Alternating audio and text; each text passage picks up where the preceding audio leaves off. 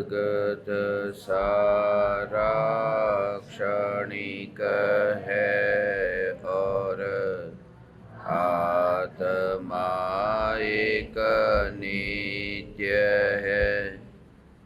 आत्मा का अनुभव बस एकमात्र नित्य है।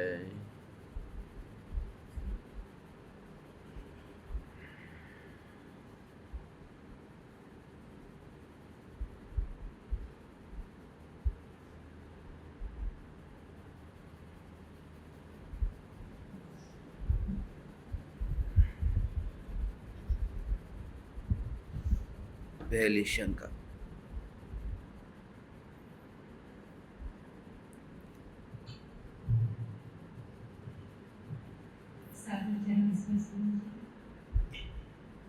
चैतन्य सत्ता मात्र की अनुभूति से धर्म की शुरुआत होती है। यह भगवान के केवल ज्ञान है और आचार्यों और ज्ञानियों की अनुभूति में ये बात आई हुई है।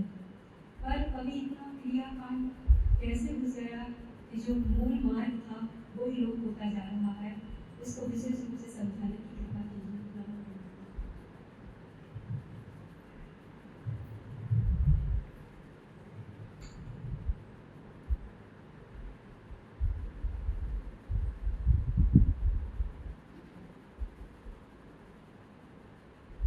चैतन्य स्वभावी भगवान आत्मा के आश्रय से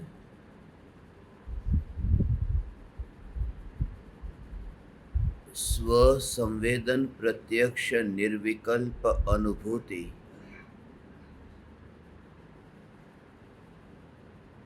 यहीं से मुक्ति के मार्ग की शुरुआत होती है।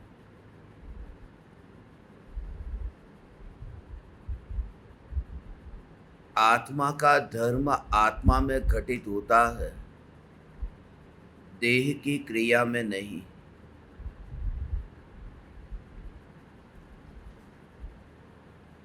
जिसने देह की क्रिया से धर्म करना चाहा, उसका धर्म भी जल कर के राख हो जाएगा देह की भांति, जब देह जल कर के राख हो जाएगा।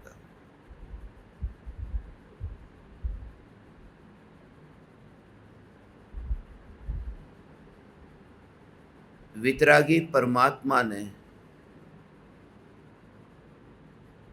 निश्चय धर्म और व्यवहार धर्म का निरूपण किया है। निश्चय धर्म अर्थात जो यथार्थ धर्म है, धर्म का वास्तविक स्वरूप है। व्यवहार धर्म अर्थात जो यथार्थ धर्म नहीं है, वास्तविक धर्म नहीं है, मगर जब आत्मा में वास्तविक धर्म प्रकट होता है, उस समय उसके साथ साथ आत्मा में भूमिका अनुसार शुभ भाव आते हैं, भूमिका अनुसार शुभ क्रियाएं होती है, उन्हें व्यवहार धर्म कहा है।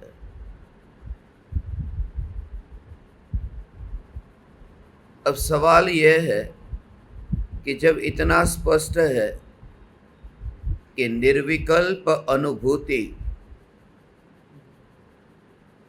और चैतन्य तत्व की स्पर्शना से प्रकट होने वाली परिणति की निर्मलता से धर्म है, तो ये क्रियाकांड क्यों घुस गया और कैसे घुस गया, कब से घुस गया?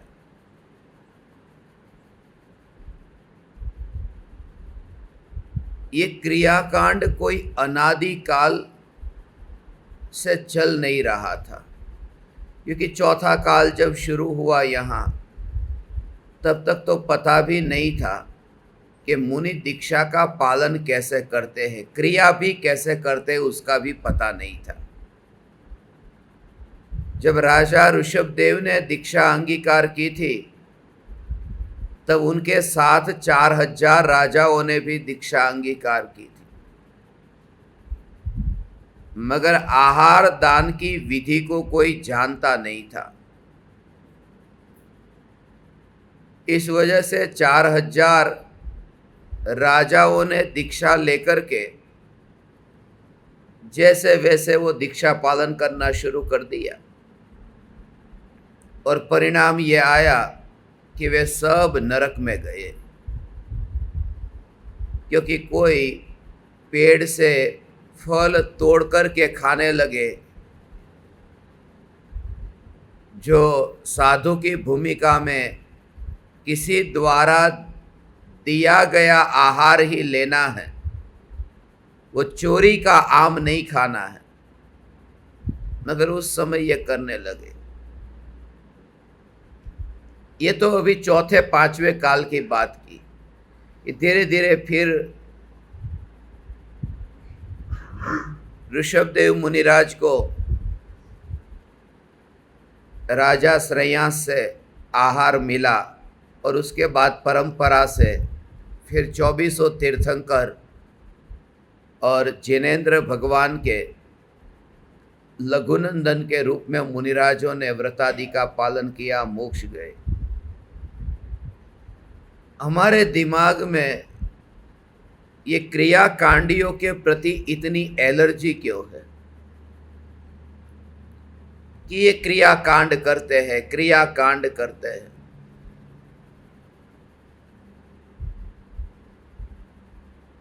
मुनि व्रत धार अनंत बार, गृह उपजायो, पे निज आत्म ज्ञान बिना सुख लेश न पायो।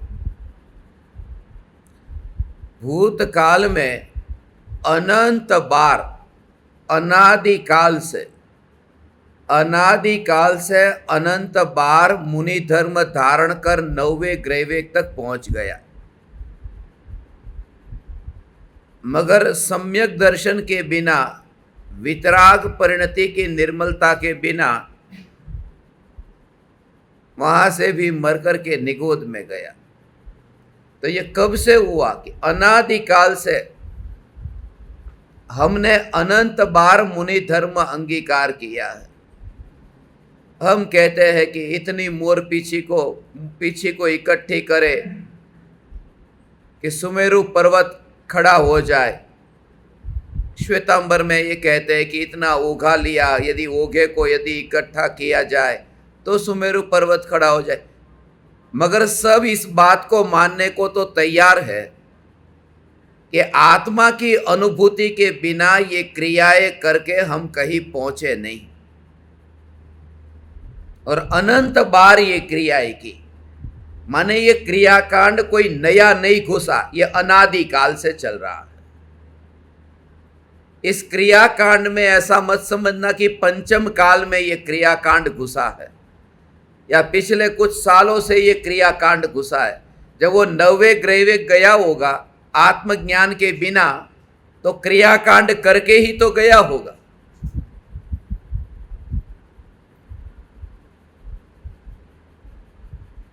इसलिए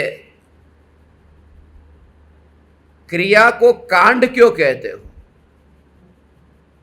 ये कोई अपराध थोड़ी है।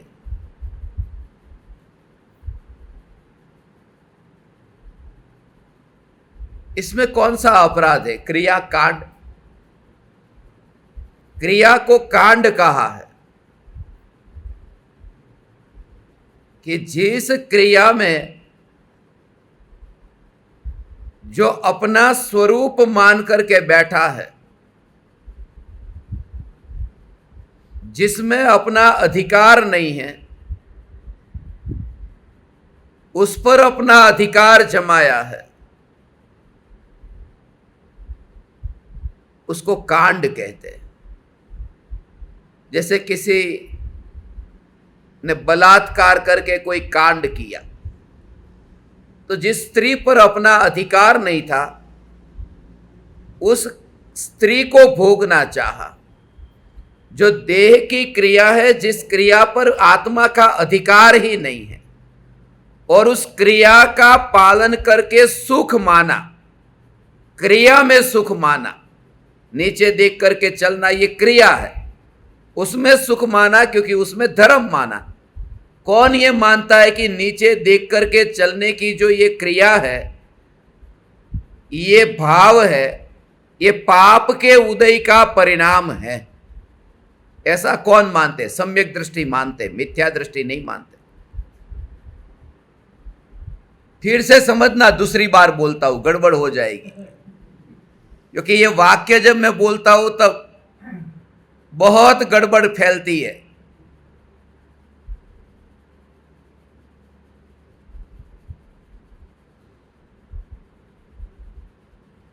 चार हाथ जमीन देख करके चलना, ये तो जड़ की क्रिया, प्योर पुद्गल।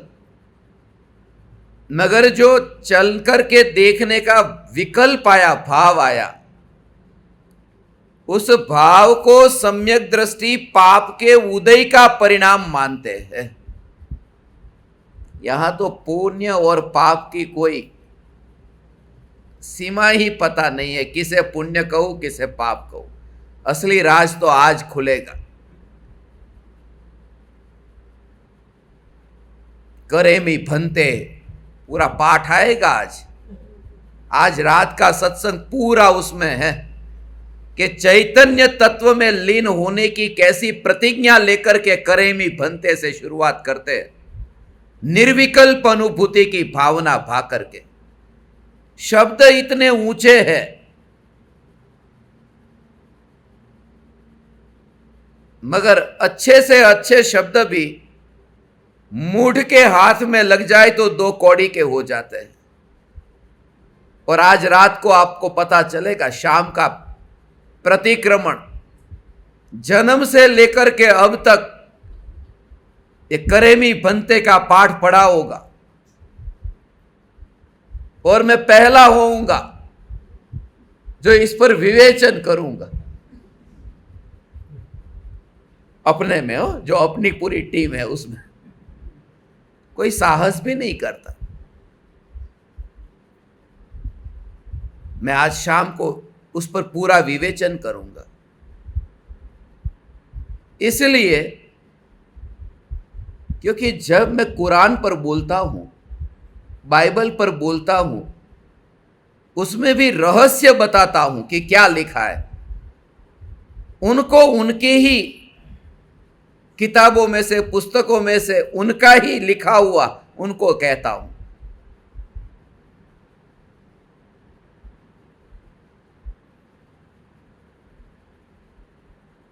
मुसलमान को मैं बताता हूं कुरान का chapter number 22 verse number 37, Quran को पढ़ो, इसमें देखो ये लिखा है। उस पर पूरा प्रवचन होता है मस्जिद में। ये लिखा है कि तुम जो अल्लाह को ये खून चढ़ाते हो बकरा का, ये खून अल्लाह के पास पहुंचता ही नहीं है, सिर्फ तुम्हारा भाव पहुंचता है, ये खून नहीं पहुंचता। फिर ये क्यों हिंसा करना?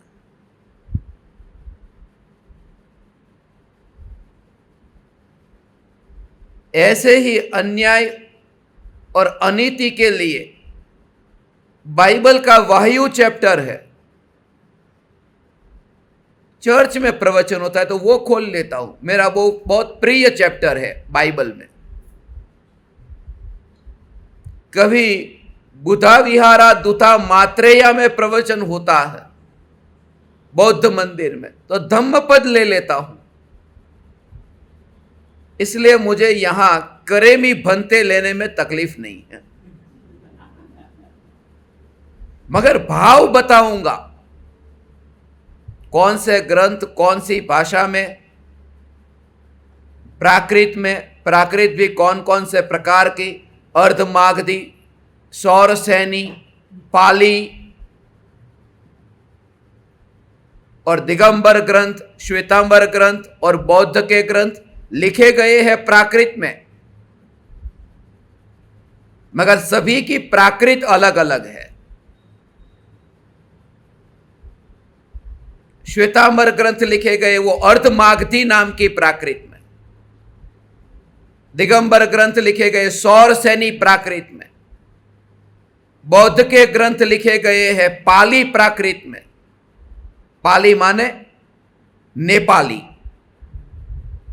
ये नेपाली, बुद्ध वहां नेपाल में थे, नेपाली, पाली से नेपाली बना। तो ऐसे अलग अलग प्राकृत में भी भेद है। जैसे गुजरात में भेद है, झालावाड़ी, काठियावाड़ी,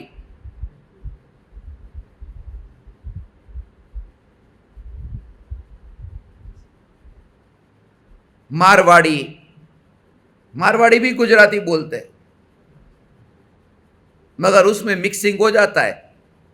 શું બનાવ્યું છે કે શું વણાવ્યું છે, बनाव्यू वणाव्यू थोड़ा। तो वो जो प्राकृत में भी जो शब्द बदल गए हैं, जिसकी वजह से भी अर्थ का अनर्थ हो गया है।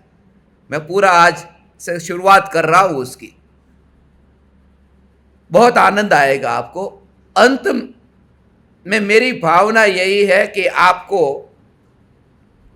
उन शब्दों को पढ़कर के भी स्वरूप की प्राप्ति हो। बाकी ये सब फोतरा है, अंदરના દાણા તો ખાધા વગરના રહી ગયા છે।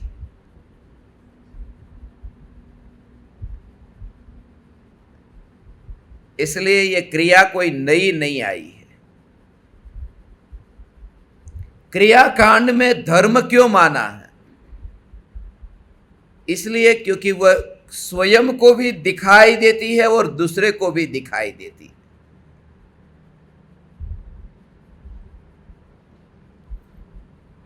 भीतर का जो है वो दूसरे को नहीं दिखाई देता अनुभव। एक घर में दो बेटी है, एक ही मां की सगी दो बेटी। एक बेटी ने उपवास किया है और वह सोफा के ऊपर आराम से लेटी है, और दूसरी बेटी जो शास्त्र खोल करके स्वाध्याय कर रही है। या फिर यह समझो कि स्वरूप का चिंतन कर रही है।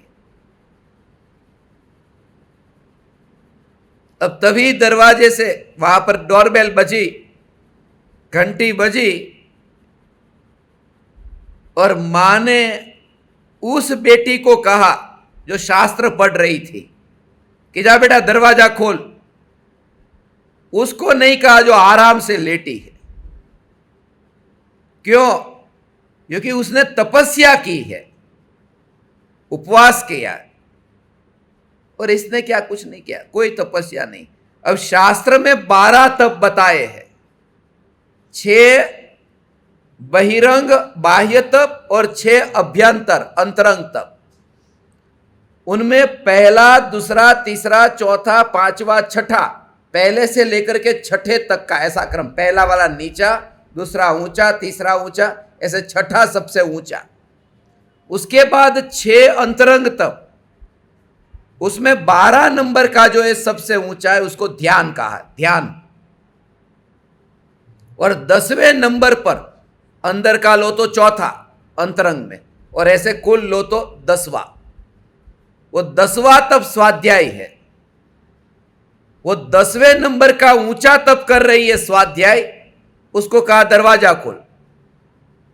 और 1 नंबर जो उसको आराम से लेटी है, क्यों? कि बेटा उसने उपवास किया, वो उसकी तपश्चर्या आंखों से दिखाई देती है। ये तत्व का चिंतन करती वो आंखों से नहीं दिखाई देता। इसलिए हमें करुणा का भाव, कोमल परिणाम उनके प्रति आते हैं जो बाहर में क्रिया करते हैं।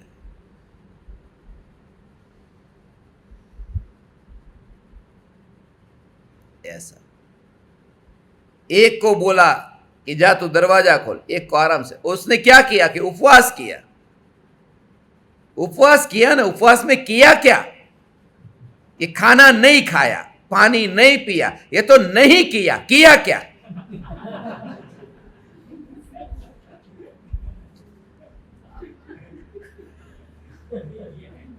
किया क्या? और वास्तव में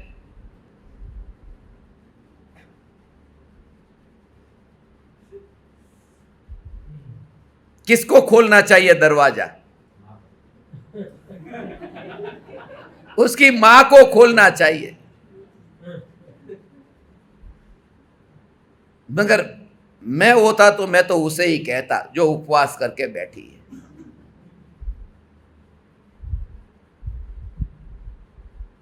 मगर हमें वो दिखाई देता है, इसलिए तो उनके बारे में हमारे भीतर वो भाव आता है। उनसे ही पूछते हैं, साता असाता उससे आज तक कभी आपने पूछा? जो स्वाध्याय करते हैं, साता में ऐसा पूछा?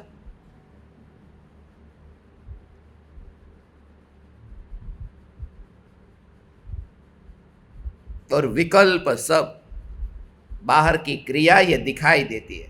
और मैं तो ऐसे लोगों को जानता हूं, 8 दिन की अट्ठाई करने वाले 7 दिन चले गए, बीत गए। अब गिनती तो होती है पहले दिन से, इतने गए इतने बाकी। अब 7 दिन पूरे हो गए, 1 दिन बाकी था, तभी तबीयत बिगड़ गई। अब डॉक्टर ने कहा खाना खाना पड़ेगा। अरे डॉक्टर साहब, 1 दिन का सवाल है, 28 पूरी हो रही है। बोले तो अस्पताल ले जाना पड़ेगा, बोतल चढ़ानी पड़ेगी। वो मंजूर है। बोतल लगाई, सुई लगाई, उसमें विटामिन ये इंजेक्शन डाल दिए, 1 दिन बीत गया, 28 हो गई। 28 के काल में इंजेक्शन डाले हुए ऐसे तपस्वी को देखा है। इस पर विचार करना चाहिए। यदि ऐसा उपवास हो कि जिसमें सब तत्व मिल जाए और खाना नहीं पड़े, मैं सबसे पहले ये चुनूंगा, क्योंकि टाइम नहीं मिलता है, खाना खाने में टाइम बिगड़ जाता है। इतना काम है, यदि इतने से काम हो जाए तो। मगर इसका नाम तपश्चर्या नहीं है, इसका भी एक प्रकार से नशा हो जाता है और आदत हो जाती। भूखे रहने की आदत, प्यासे रहने की आदत, बिना चप्पल के चलने की आदत।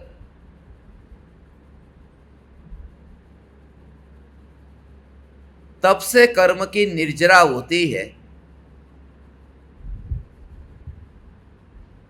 कुछ भी भीतर की परिणति का पता नहीं है। अपने अंतर में कैसा भाव है, अंतर में कैसी वितरागता प्रकट हुई है,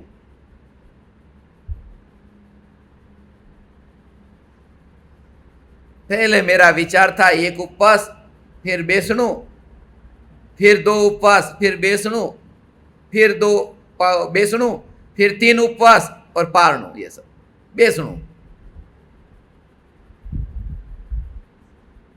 पहले दिन उपवास, फिर बेसणु, दूसरे दिन बेसणु नहीं किया। क्यों नहीं किया? मेरे साथीदारों ने भी ऐसा कहा कि 3 एक साथ कर लेते, तो मैंने कहा चलो 3 कर लेते। अंदर का पता ही नहीं है कि अंतर में क्या भाव चल रहा है। ये दूसरे कर रहे तो सब साथ में कर लेते। ये मार्ग अंतर के परिणामों से होता है। इसलिए दूसरों के कारण ये तपश्चर्या, ये अपनी परिणति का विचार किए बिना, भाव यदि सच्चे हो तो करने में कोई दोष नहीं है, करने में कोई दोष नहीं। करो, करना चाहिए, करो। व्यर्थ के पाप से बचने के लिए तो उल्टा सीधा खाओगे और जबान को लगाम न दोगे, इससे अच्छा तो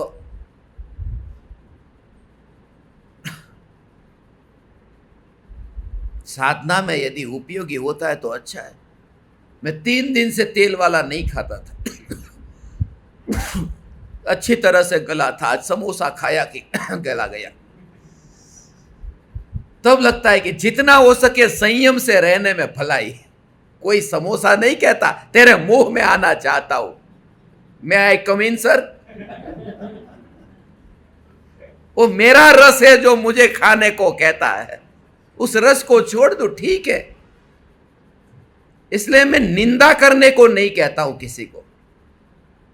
इसके लिए आत्मज्ञान के बिना मुनि धर्म का यथार्थ पालन हो, समझना मेरी बात को, आत्मज्ञान के बिना मुनि धर्म का यथार्थ पालन हो बाहर में, तो भी दीक्षा लेने को मैं मना नहीं करूंगा, तो भी नहीं करूंगा। ठीक है, ले कि सम्यक दर्शन तो पाया नहीं, दीक्षा लेने को क्यों बोलते हो? अरे भाई, सम्यक दर्शन के बिना जो दीक्षा ले लेता है वही जीव तो पहले से पुरुषार्थ करके 7वें में जाता है, बाकी कोई नहीं जाता। पहले गुणस्थान से 7वें गुणस्थान है, 7वां गुणस्थान तो शुद्ध भाव का है, मुनि का गुणस्थान है। पहले गुणस्थान से 7वें गुणस्थान में, और जितना हो सके उतना। पूज्य गुरुदेव श्री पूरे जीवन भर ये कहते रहे कि क्रियाकांड में तो धर्म है ही नहीं, वो तो जड़ है, मगर शुभ भाव भी धर्म नहीं है। फिर भी एक बार भी रात को पानी नहीं पिया, खाना पीना तो दूर, दूसरा तो दूर, एक बार आकाश में देख करके चले नहीं, जमीन पर देख करके। ये जो निश्चयाभासी हो जाते उनके लिए कि क्रिया सब इतनी और व्यवहार इतना उत्कृष्ट।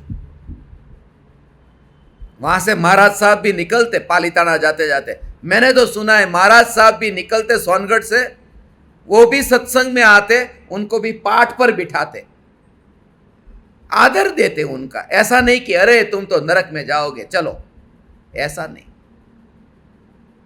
सम्यक दृष्टि का आचरण जो है वो आचरण ऐसा कठोर नहीं होता जिस तरह से आजकल पंडित बातें कर रहे हैं।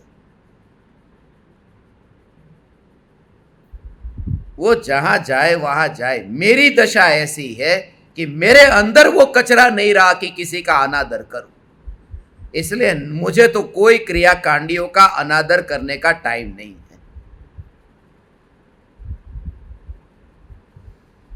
उनके परिणाम है, उनके पास में है, उन्हें जो करना है वो कर रहे। वो मेरे लिए अजीव तत्व है, मगर मेरे अंदर जो भाव उनके प्रति हो रहा है वो आश्रव बंद तत्व है, वो तो पर की सत्ता में है। मगर हमारे अहंकार को भी मजा आता है जब तक दूसरों की लाइन को छोटी न करे। हमें वो नहीं करना है, बस खास करके ज्ञान दीपक इस झंझट में नहीं पड़ेगा।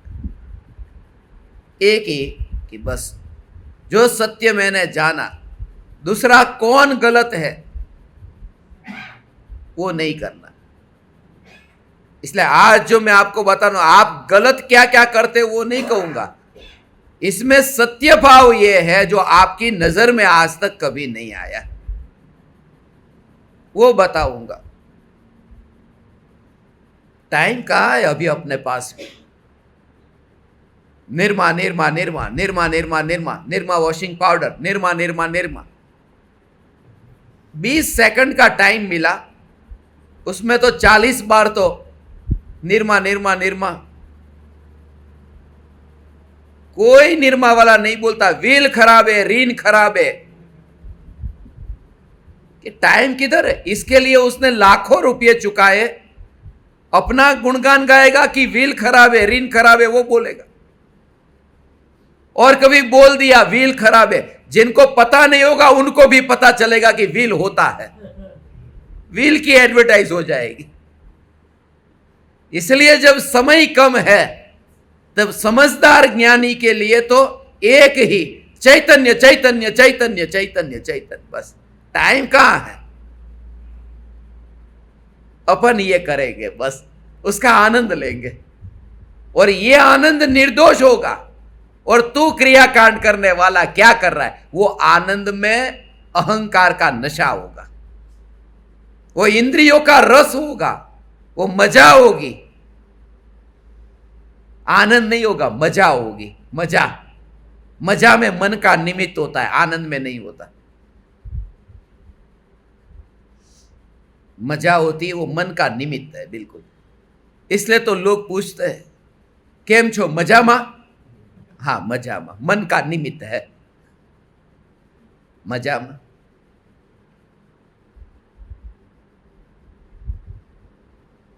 आनंद बोलो, आनंद बोलो माने अंदर में आनंद। कैसा क्या चल रहा है? बस आनंद मंगल परम सुखम, बिना लक्ष्मी महादुखम। ऐसा मैं बोलता था पहले बोलता था। कोई भी पूछे कैसा चला, आनंद मंगल परम सुखम, बिना लक्ष्मी महादुखम। उसका भाव भी तुमने वो लक्ष्मी का मतलब रुपये ही लिया होगा। स्वभाव में आनंद है, स्वभाव में मंगल है, स्वभाव में परम सुख है, मगर सम्यक दर्शन, सम्यक ज्ञान, सम्यक चारित्र रूपी लक्ष्मी के बिना पर्याय में दुख है। वो उसका भाव था। तुमने समझा ये कि जेब खाली होगी, बिना लक्ष्मी महादुखम। आनंद मंगल परम सुखम, बिना लक्ष्मी महादुखम। तो भाव अच्छा है। क्रियाकांड कहाँ घुसा? ये जो भी है घुसा नहीं है, अनादि से ही है।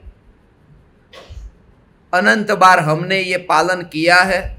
हमने खुद ने धोखे खाए हैं, दूसरे को धोखे दिए हैं। ये सब हमारा भूतकाल है। और ऐसा अंतर में यदि तुम्हें भाव आए, तुम हल्के अपने को अनुभव करोगे। यदि तुम्हें दूसरे को नीचे देखा ना हो ना, तो बहुत टेंशन आएगा। क्या क्या चाल चलनी है, क्या क्या तर्क देने हैं। वो यदि ये तर्क देगा तो उसका तर्क मैं क्या दूंगा, उसमें बहुत भारीपन लगेगा। सबको धक्का मारकर पीछे भेजने में टेंशन रहता है। सबसे पीछे खड़े रह जाना बस। इसलिए तो लाउस से कहता है, मुझे भय नहीं है, कोई मुझे कतार में से धक्का मारकर पीछे कर दे, उसका डर नहीं है, क्योंकि मैं हमेशा सबसे पीछे खड़ा रहता हूं। शांति।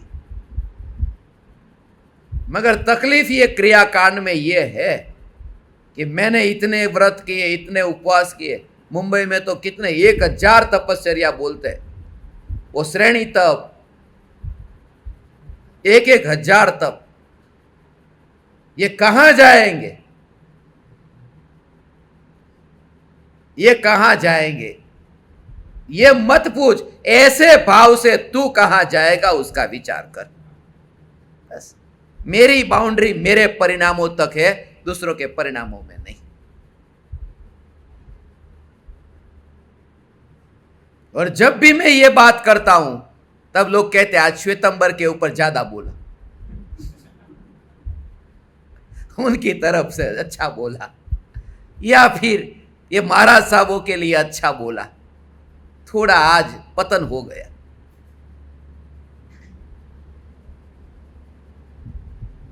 मत करना है किसी को भी, हमें नहीं देखना है। हमारा ऐसा उत्कृष्ट आचरण हो कि हमें अपने में ही इतनी मस्ती हो कि पता भी न चले। इसलिए तो भावलिंगी मुनिराज, जिनके सामने मिथ्या दृष्टि द्रव्यलिंगी मुनिराज भी आ जाए, छठे गुणस्थानवर्ती भावलिंगी मुनि, और सामने से आए मिथ्या दृष्टि द्रव्यलिंगी पहले गुणस्थानवर्ती, पहचानते भी नहीं। इसका मतलब पहचानते नहीं है।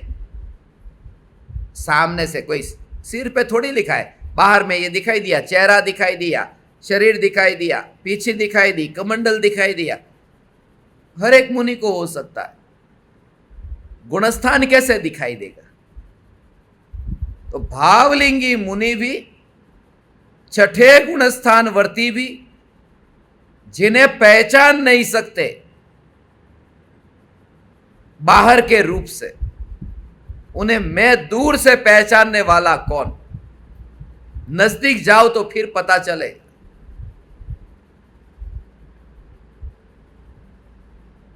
दूसरी शंका,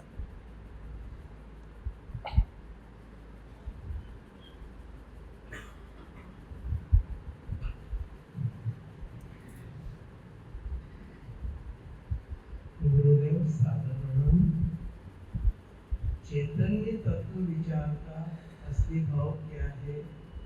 क्या सिर्फ सुने हुए शब्द, पढ़े हुए शब्द, उनको दोहरा देना मात्र तत्व विचार है? तो तत्व विचार की गहराई में कैसे जा सकते हैं? समाधान करें।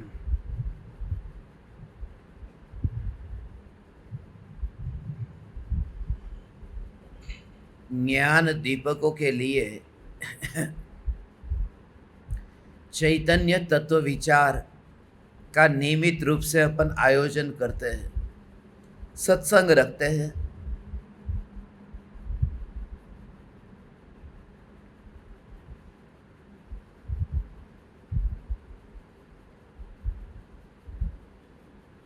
प्रत्येक ज्ञेय के ज्ञान में प्रतिबिंबित होने के काल में चैतन्य तत्व को दृष्टि में कैसे रखना है, ऐसे विचार को चैतन्य तत्व विचार कहते हैं। चैतन्य तत्व विचार के बिना चैतन्य तत्व की यथार्थ श्रद्धा नहीं हो सकती।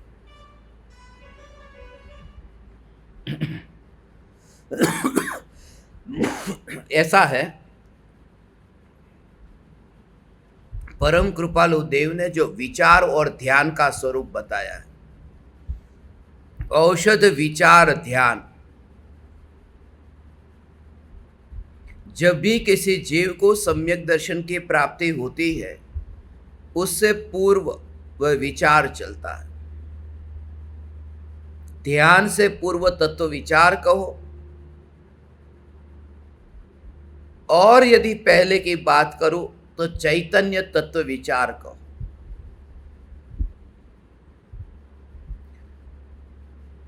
किसी जीव को पूर्व भव के ऐसे संस्कार हो और इतना पुरुषार्थ प्रबल हो, तो ऐसा चैतन्य तत्व विचार करते अंतर मुहूर्त में सम्यक दर्शन पा लेता है।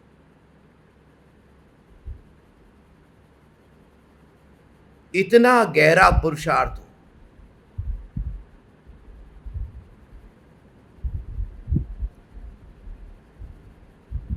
चैतन्य तत्व विचार करते करते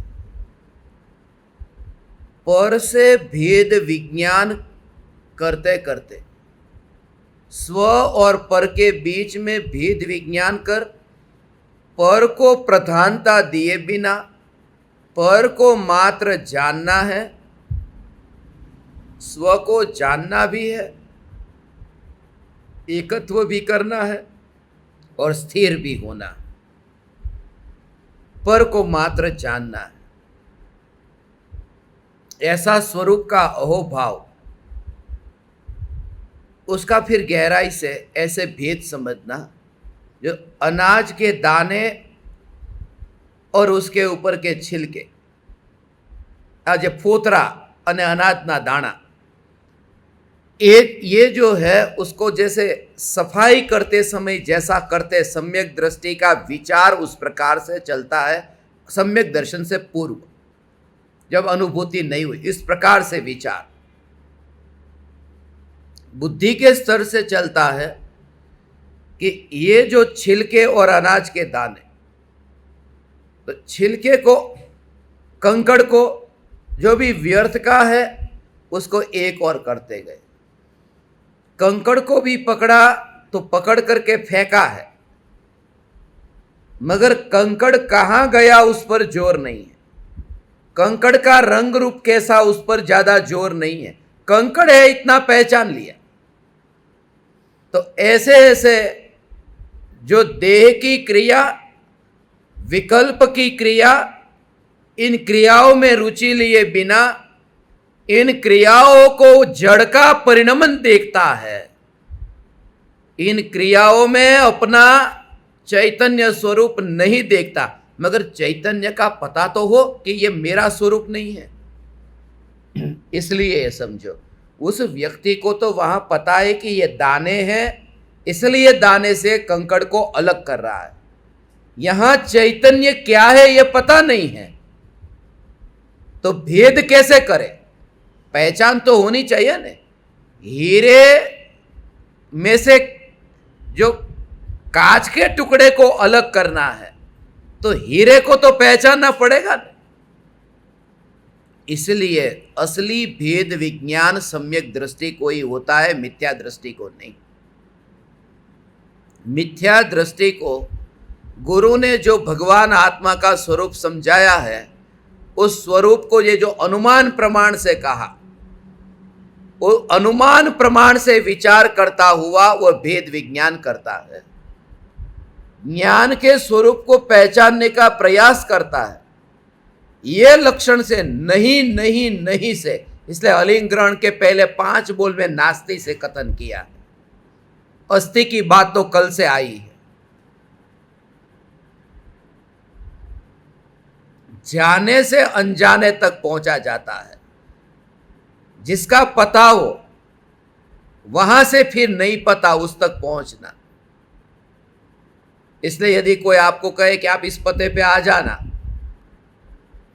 बोले मैं कहाँ आऊँ? बोले आप पहले रेलवे स्टेशन उतरना। हाँ वो तो मैं बहुत बार आया, वो मुझे पता है। वहां से कहाँ जाना है? तो पहले रेलवे स्टेशन तो जाना पहचाना है ना। जो जाना पहचाना है वहां पहुंच जाओ, वहां से जो नहीं जाना है वहां पहुंचना, नोन टू अननोन। तो ये जो देह के परमाणु ये जो जानने में आ रहे हैं, वहां से शुरुआत करके भेद ज्ञान की। इसलिए कहा पर द्रव्य से न्यारा, पर्याय से न्यारा, गुण भेद से न्यारा, ऐसी शुरुआत कर विचार करना।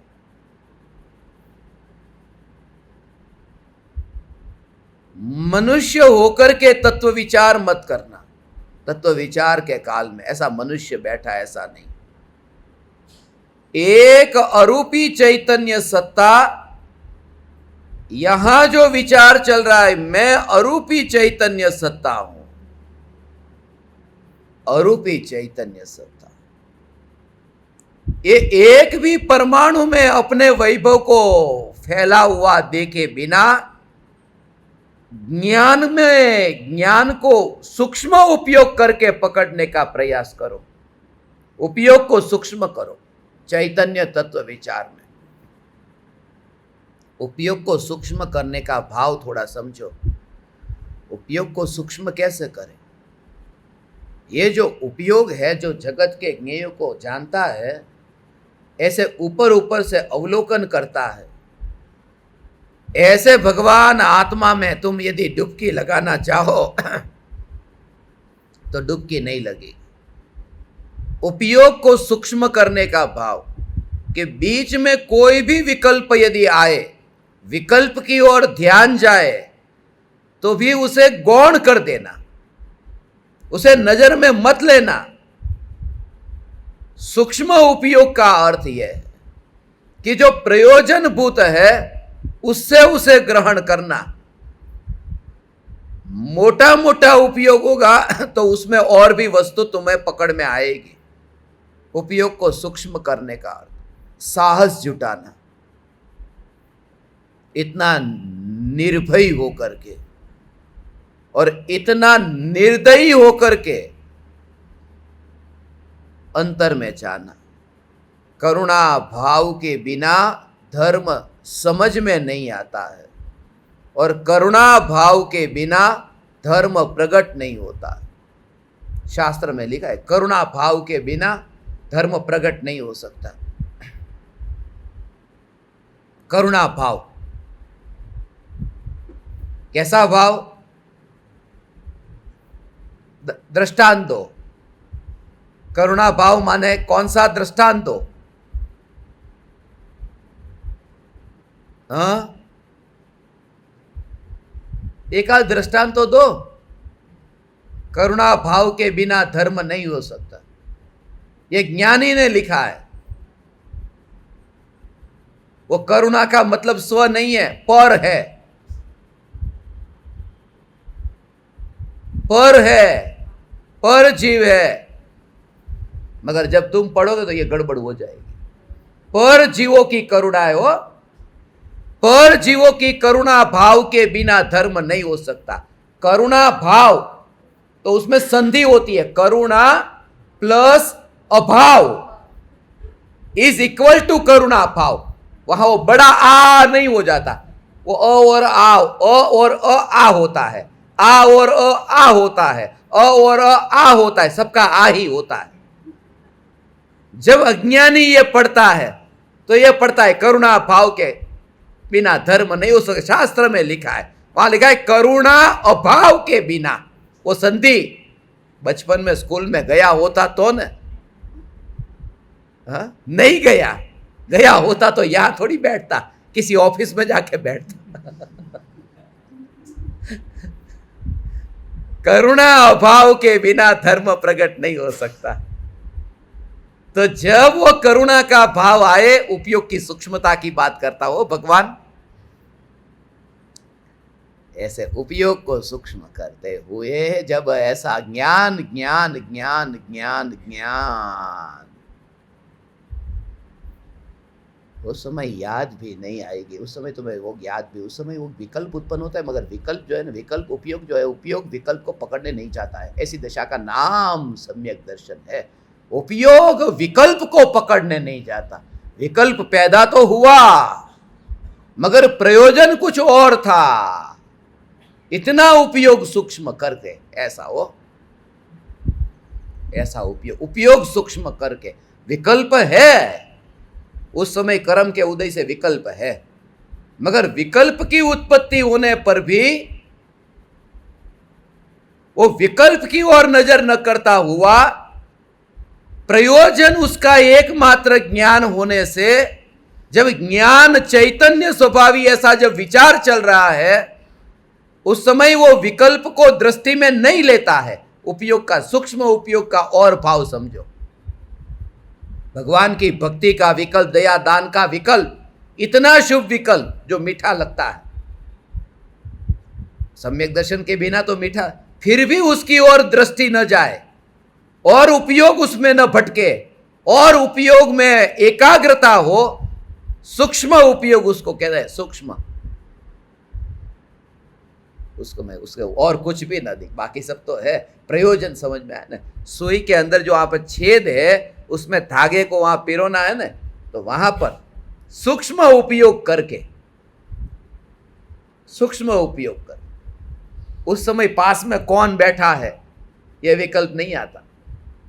उस समय जब तुम सुई के छेद में धागे को परोते हो तब हो बाकी सब, मगर तुम्हारा जो ध्यान है वो बाकी सबको नहीं पकड़ता। माने ये हाथ, कभी आपको विकल्प है हाथ ये गोरा काला, ये वाला उंगली गोरी काली, जब धागे को सुई के अंदर पिरोते हो तब ये है कि नहीं वहां, मगर प्रयोजन मात्र की ये धागा यहां बस, ऐसा नहीं कहते कि ये हाथ को काट दो मुझे धागे को देखना है, हाथ नहीं चाहिए मुझे सुई को देखना है। प्रयोजन यदि तुम्हारी समझ में आए तो उपयोग सूक्ष्म हो सकता है। ऐसे ही सम्यक दृष्टि को देह होने पर भी, जड़ विकल्प की उत्पत्ति होने पर भी, जब चैतन्य चैतन्य चैतन्य ऐसा विचार चला, तब उपयोग जो है वो उपयोग में ही स्थिर हुआ। वहां तो धागे को सुई में लेके जाना था, यहां तो ज्ञान में ही ज्ञान की अनुभूति थी और कुछ नहीं था।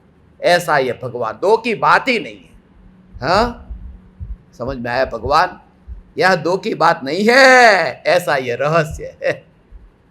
ऐसा हो ज्ञान, उस ज्ञान से ही ज्ञान को, अपने से ही अपने को, वह कोई दूसरा नहीं, अपने से ही अपने को, अपने ने कमाई की और 9 को खिलाया। ये घर में 10 लोग हैं तो 9 को खिला, 9 के लिए कौन कमाई करता है? एक। मगर खुद के लिए कौन करता है? खुद के लिए खुद ही करता है। ऐसा तो ये जो उपयोग है, जो जग को तो जानता है मगर खुद का जो है वो खुद को भी वो जानता है, खुद का कार्य भी खुद करता है। जग को जानता है वो विकल्प न आया, और ज्ञान में ज्ञान का अनुभव, ऐसा ऐसा ज्ञान में ज्ञान का, तो दूसरे के साथ में भागना नहीं है वो, ऐसा कि जैसे ये पुरुष का हाथ है, ये स्त्री का हाथ है, ये समझना अभी। तो पुरुष जब स्त्री को छूता है तब उसे इस हाथ का विकल्प नहीं आता है, अपने स्त्री के हाथ का विकल्प आता है। अनुभव यहां हुआ, मगर दो हाथ है ना, एक पुरुष का और एक स्त्री का, यहां दो नहीं है, यहां आत्मा द्रव्य और आत्मा की पर्याय। जब पर्याय में भगवान आत्मा जानने में आता है, भगवान आत्मा जानने में आता है, तब अनुभव यहां पर्याय में हुआ, आश्रय द्रव्य का था, मगर जहां अनुभव हुआ उसके विकल्प के बिना द्रव्य का आश्रय लिया। विकल्प माने उसका विचार नहीं आया। स्त्री को जब पुरुष छूता है तब अपने हाथ का विचार कभी नहीं करता। पर्याय जब द्रव्य को छूती है तब मैं पर्याय हूं ऐसा विचार नहीं करती, और अनुभव पर्याय में होता है, द्रव्य में नहीं होता। द्रव्य का तो आश्रय लिया है, आश्रय लिया है। ओ ज्ञान में ऐसा, ज्ञान में ज्ञान है। ओ ज्ञान में उपयोग को सूक्ष्म करके जो अंतर में जाता है, सावधान होकर के, सावधान, इतनी सावधानी, प्रयोजन क्या है?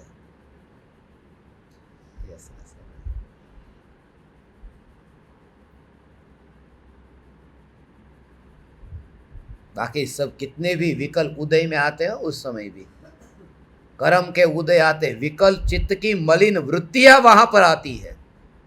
सम्यक दृष्टि 4 बजे सम्यक दर्शन हुआ।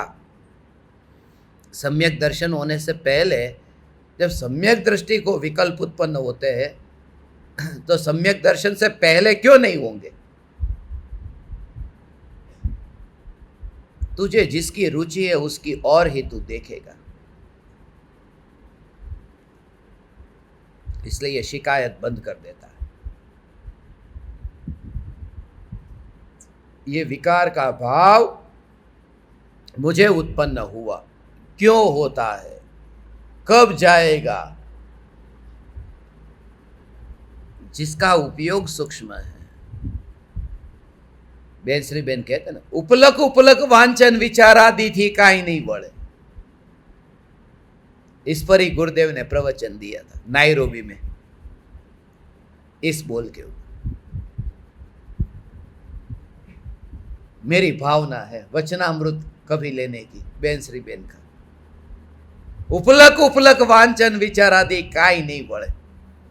ये जो किया, ये उपलक उपलक, मैं बोलता हूं और तुम सुनते हो, ये वांचन विचार श्रवण, ये विचार भी कह दिया। उपलक उपलक वांचन विचार आदि थी काई नहीं बढ़े।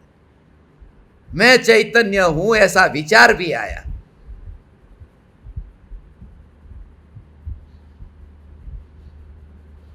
मगर उपयोग को सूक्ष्म करके, जैसे रस्सी के ऊपर चलना हो, ऐसे पूरी सावधानी के साथ में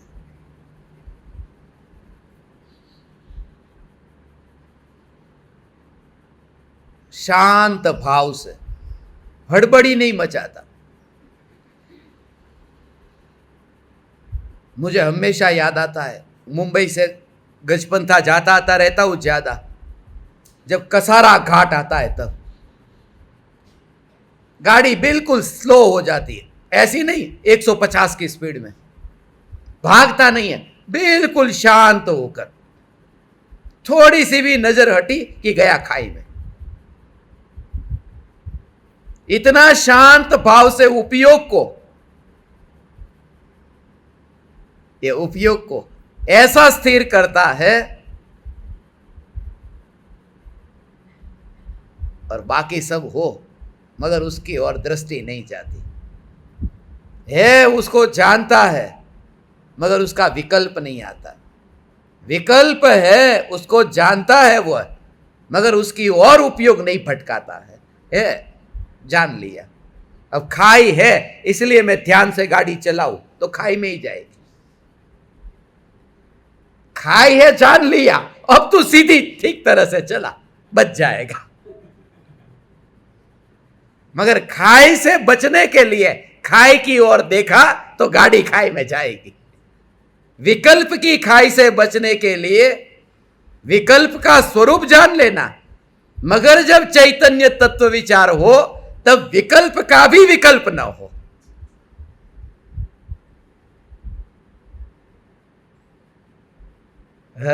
ऐसा हो।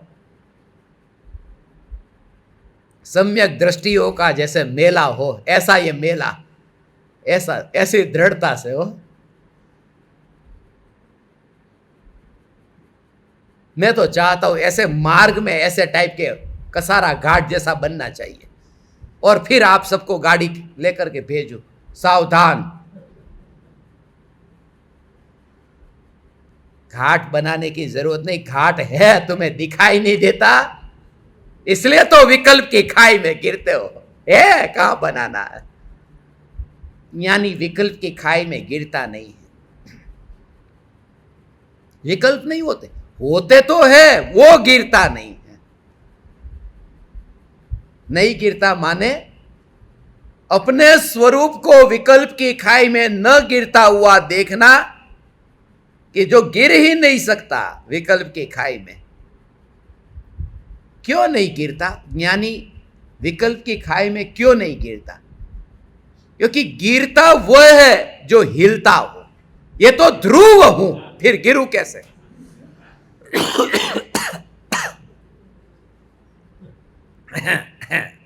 ये ध्रुव हूं, ऐसा रहस्य है।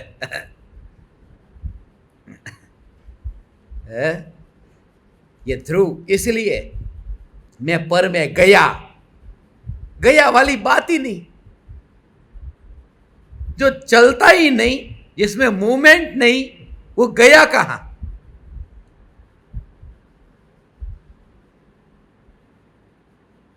मगर कोई पराया मेरे पास आया, आ तो सकता है ने, मैं नहीं जा सकता मगर कोई आ तो सकता है ने। हाँ, आ सकता है, मगर जो मेरे पास आता है पर द्रव्य तो आ नहीं सकता, क्योंकि स्वतंत्र है, वहां तो आने की सुविधा ही नहीं है। मगर पर्याय मेरे पास आ सकती है, तो जो मेरे पास आता है वो आनंद को भोगता है, माला माल हो जाता है। अनंत पर्याय ऐसी आनंद को भोगती है, और फिर भी जो आनंद को भोगता नहीं है, जो है ऐसा मैं आनंद मंगल परम सुखम, बिना लक्ष्मी महादुखम। ये पर्याय में ऐसा रहस्य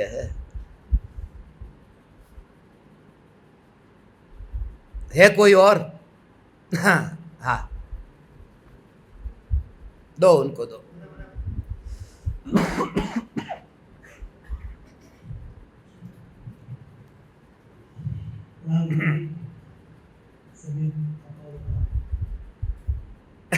હમણાં જે બોલ્યું એ જ પ્રતીક બોલો, મતલબ ધ્રુવ અને પર્યાય, એ પર્યાયમાં શું થાય છે, અનુભવાય છે, ધ્રુવમાં નથી અનુભવાતો, એનો ડિફરન્સ કેવી રીતે કરવો? જે તત્વ પહેલેથી खुलेલું જ છે, जो पहले से ही खुला हुआ है, उसको मैंने खोला, उसको ये कहते हैं और खोल। खोलता हूं, खोलता हूं। अच्छा भाव है भगवान, हे चैतन्य परमात्मा।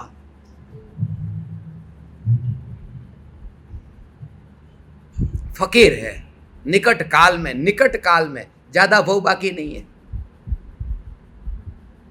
प्यासा है, स्वरूप का प्यासा।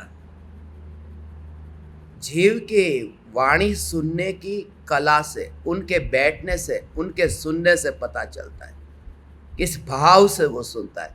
जब मैं कोई बात बोलता हूँ उस समय तुम आनंद लेते हो, मजा लेते हो। कौन से वाक्य से तुम्हें अंदर में मजा आता है? उससे पता चलता है तुम्हारा रस किस में ज्यादा है। मैंने इनके साथ में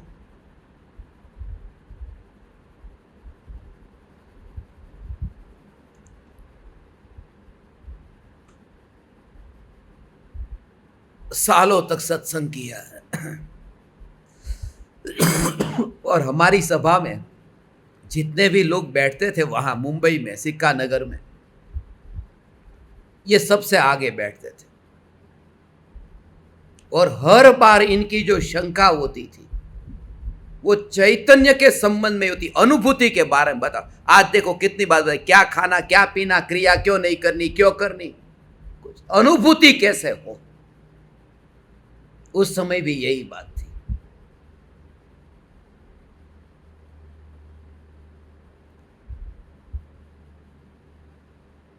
मैं बताता हूं ये रहस्य और थोड़ा आपको कहता हूं भगवान, क्योंकि ये अनादिकाल का मोह का पत्थर है ना, जितना हथौड़ा मारेंगे उतना टूटेगा। ये मोह पर हथौड़ा मारते हैं, पड़ता है वो मोह पर हथौड़ा।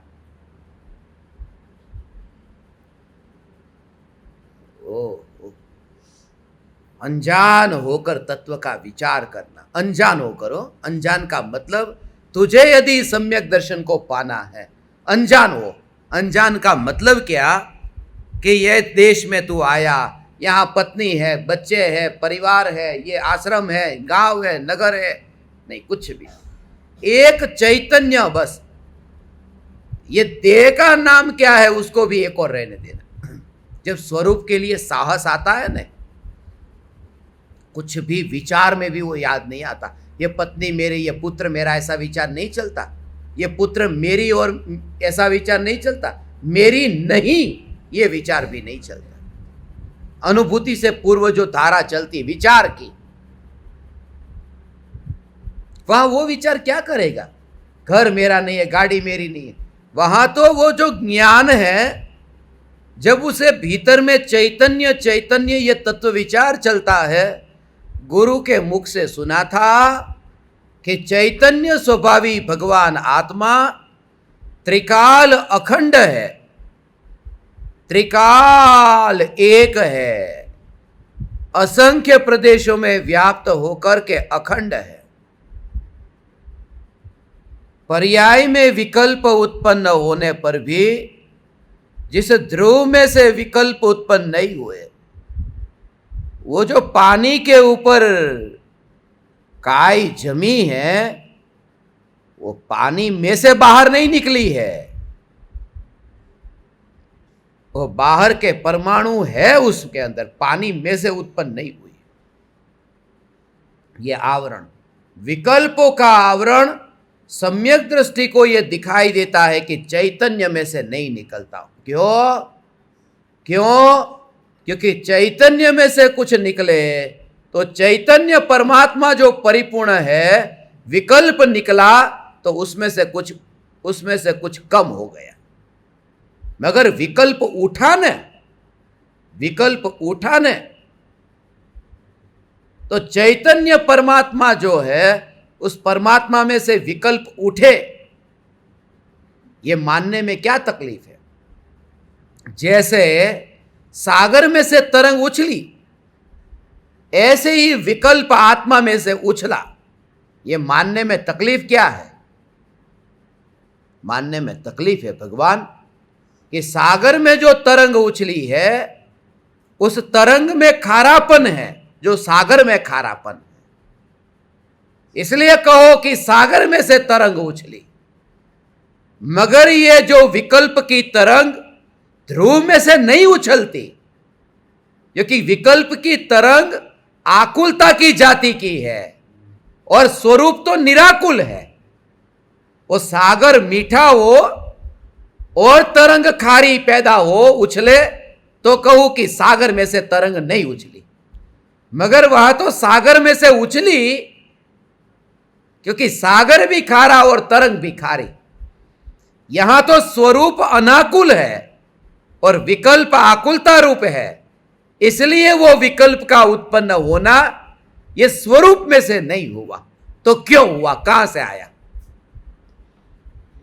ये भेद चार करके एक बार ये समझ में आ जाएगा ना भगवान आपकी, कि ये भेद समझ में आएगा, विकल्प विकल्प विकल्प विकल्प, एक बार ये जाति के भेद से समझ में आया तो विकल्प मुझे उत्पन्न हुआ ये भाव खत्म हो जाएगा।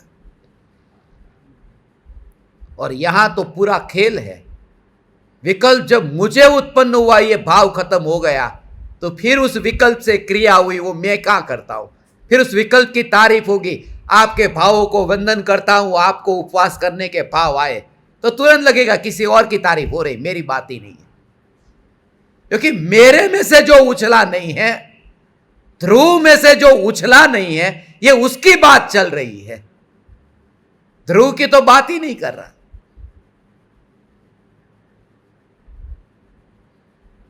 फिर वो बात पर तुम बैठोगे भी नहीं, थोड़ी देर के लिए ऐसा होता है। ऐसा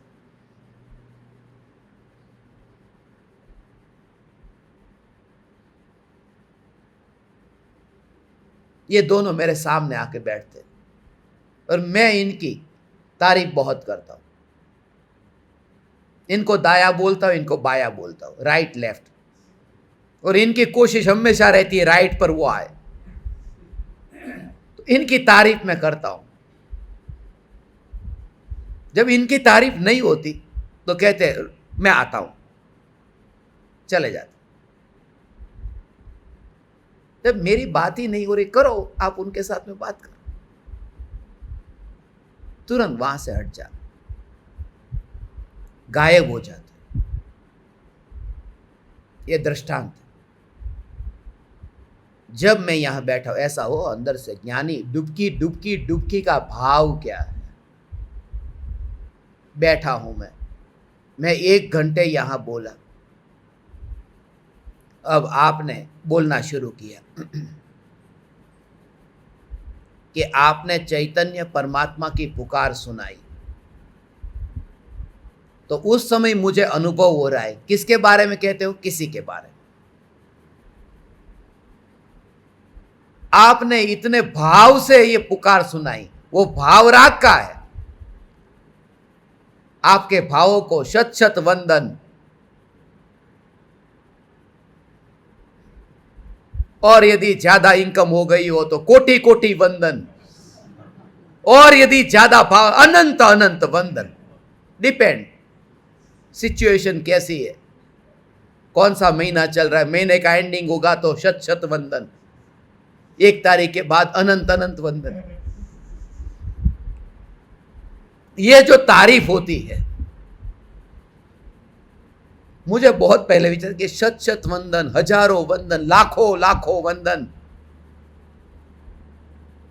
सीधा ही कह दो अनंत वंदन। उसमें काय को कंजूसाई करना।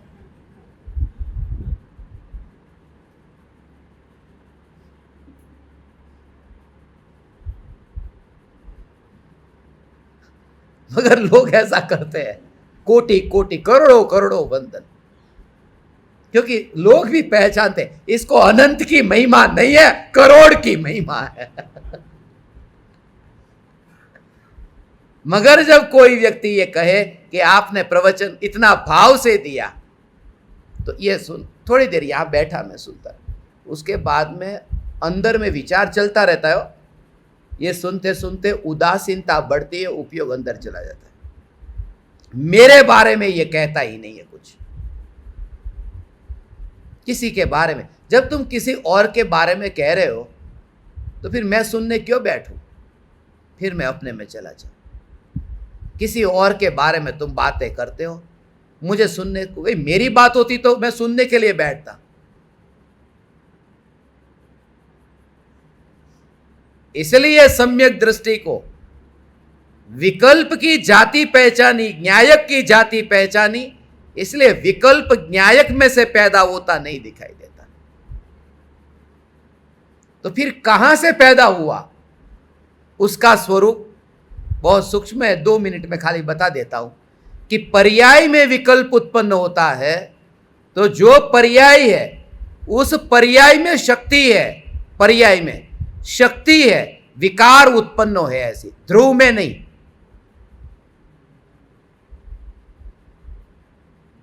कि ध्रुव में शक्ति नहीं तो पर्याय में आई कहां से? ये भी तो है, मगर वो पर्याय में ऐसी शक्ति है कि पर में यदि तन्मय हो तो विकार हो, और पर में तन्मय न हो तो विकार न हो, ऐसी पर्याय में शक्ति है। पर्याय जैसे पानी आग पर जाए तो गर्म हो और न जाए तो गर्म न हो, ऐसी शक्ति पानी में है। पर्याय पर में जाए माने तन्मय हो, रस ले तो विकार रूप हो, और न जाए तो विकार रूप न हो। पर्याय पर में तन्मय हो तो विकार हो, पर में तन्मय न हो तो विकार न हो। मगर कौन तन्मय तन्मय नहीं की बात है, पर्याय की। ध्रुव तो तन्मय होता ही नहीं है, इसलिए ध्रुव में विकार नहीं है, जो है सो पर्याय में है। कभी इसका विस्तार से वर्णन करूंगा, अभी इतना ही। अहो अहो श्री सद्गुरु करुणा सिंधु अपार, इस पामर पर प्रभु किया अहो अहो उपकार, अहो अहो उपकार। देह सहित जिनकी दशा वरते देहातीत, उन ज्ञानी के चरण में हो वंदन अगणित, हो वंदन अगणित, हो वंदन अगणित।